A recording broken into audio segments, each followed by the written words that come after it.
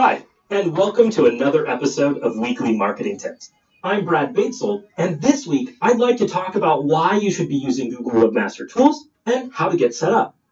Now, I highly recommend that every website take advantage of using Google Webmaster Tools. Regardless of your size, this is a fantastic service that helps you review how your site is doing within Google's search results. It gives you the insights into how Google sees your websites, both the good and the bad, so you can make improvements. Google Webmaster Tools allows you to see crawlers, remove content that you don't want to see in search results, and to identify if there's any spam or malware issues your site is having. You can also take a look at how your site is doing in search and what sites are linking to you. Armed with this data, you'll have the ability to improve the experience for both your users and work to improve your SEO. Now, it's pretty easy to set up, and you'll start by going to google.com/webmasters. And I'm here on that page now. And from there, you'll choose the Sign In to Webmaster Tools button here on the left-hand side of the screen. Now, you'll need to sign in with your Google account, and I'm going to use the same Google account that I used to sign in for Google Analytics. And if you don't have one, you can choose the Create an Account option here at the bottom of the screen. Let me enter in those credentials and choose Sign In. Now, since this is the first time we're using the tool, we'll need to go ahead and add in the URL for the site that we want to be tracking. And you'll see the option here at the bottom of the screen next to the Add a Site button. I'm going to enter in www.explorecalifornia.org and then choose Add a Site. Now, in order to use all of the features of Webmaster Tools, we need to verify that we own this website. And you can do this one of several ways. First is the Google recommended method, which is to download this HTML file. And you'll see that here as the first option in this list, number 1, download this HTML verification file. And if I click that link, it'll download the file to my computer. You'll then need to upload that file to the root directory of your website. And then you'll need to confirm that it works by visiting the link that they've listed for you. And once you've done all of those steps, you can choose Verify down here below. Now, there's some other ways you can do it, and to look at those, choose the Alternate Method option from the tab at the top. Here we can add an HTML tag, we can sign into our domain name provider, we can use our Google Analytics account, or use our Google Tag Manager account. Select the option that makes the most sense for you, follow the instructions, and then choose Verify. Now, I'm going to switch over to an account that I've already got running for a while, so you can see what Webmaster Tools looks like after it's had a chance to collect some data. So once you've added and verified your site and given Google some time to collect data, your dashboard will look similar to this. When you first log in, you'll see this quick overview. Here on the left, I can see the current status of my crawl errors, and these green check marks indicate that there are no problems with my DNS, with my server connectivity, and with my robots.txt file. Below that, we can see any URL errors, and we'll look at those in just a minute. Here in the center, we have the search queries, and this is how many searches were conducted on Google, and the blue line represents the impressions. So if someone looked for your website, say they typed in Explore California, and your listing showed up in the Google results, it counts as an impression, and then only if they select it will it count as a click. And that's why the impressions number is much higher than the clicks number. And we can see our impressions over time by hovering over the lines. Here on the right-hand side, we can see our sitemaps and if we've submitted any. On the left-hand side is how we can navigate all of the Webmaster Tools options. And this is really where the power of Webmaster Tools becomes apparent. The first thing we can do is view any site messages. I'll select that in the left-hand navigation, and we can see what it's letting us know. And here we can see that we set a geographic target back in September, and we can see that we've linked it to a Google Analytics property just shy of a year ago. From here, let's choose Search Appearance. And then I'll choose Structured Data from the dropdown. If you're using structured data within the code of your website, Google will let you know how much structured data it's found and how many errors are apparent. Now, you can learn more about structured data in some of the SEO courses here on lynda.com, and structured data is basically small snippets of tags that tell Google what the information on your page is. So you might put a snippet of structured data around, say, the logo on your site, and you can tell Google that it's the graphical logo of your brand. Here we can see the errors, and obviously if we wanted to, we could scroll down and look at the data type and the errors on the right-hand side. And if I select that, Google's going to help us identify what the error is. Here on the right-hand side, it lets me know that the page work has 11 errors, and the errors are missing author and missing updated. And what that says to me is I've included some schema or some structured data tag on that page, and I've missed an element of that tag. And if you're not familiar with that, you can send this data to your webmaster or your programmer, and they can take a look for you, or you can explore more of it by reading up on schema.org. Next up, we have the data highlighter, and if I select that from the left-hand menu, we'll get some options to use a tool to highlight our data. So earlier, we looked at structured data problems, but let's say you wanted to add structured data to your site. Google's got a great tool here called the data highlighter, and if I choose start highlighting here in the right-hand corner, I can enter the URL of our site and then start highlighting the various information, and what Google will do is create some HTML tags that we can then insert into the page, and it'll help us tag it so that Google then understands what that data is.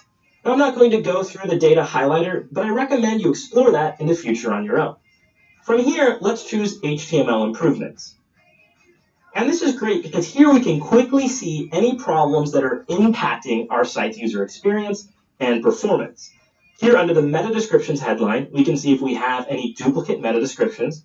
And if we had any duplicates, that would be a problem for our SEO and we'd want to resolve those. We can also see if we have any long meta descriptions, that is anything that's over a certain character amount. We can also see short meta descriptions. And here this is saying that 14 pages have a short meta description.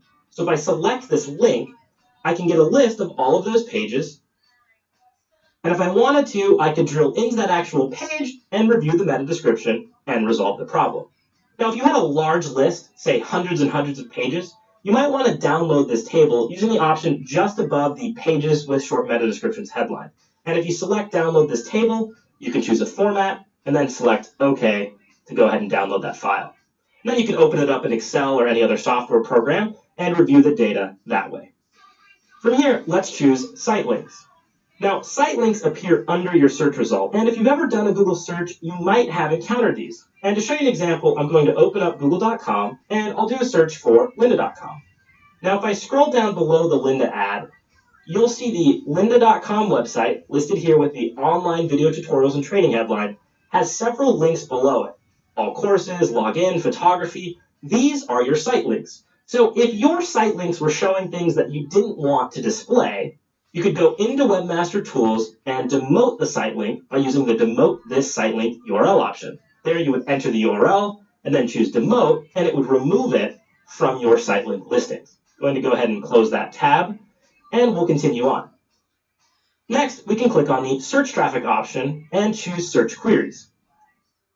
And what we see here is pretty cool. Over time, we see the impressions over the clicks. Remember, we saw a smaller version of this chart on our dashboard.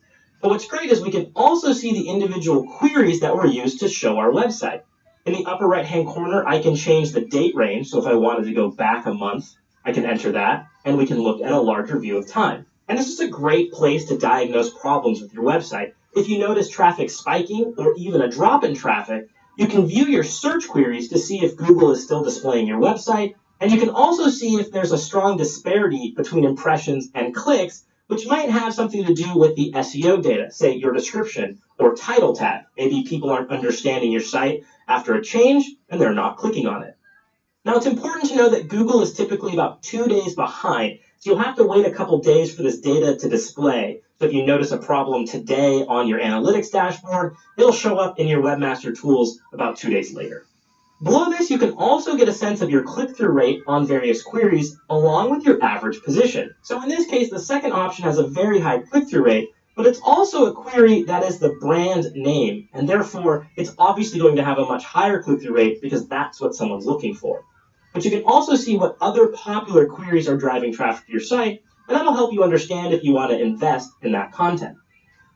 You can also look at some other options under search traffic, including links to your site, which will show you all of the websites that are linking to you. That's a great place to look for who's linking the most and what types of content are being linked the most. And that'll help you get a sense of what it is that people are interested in and maybe some other partners that you can reach out to explore collaboration in the future.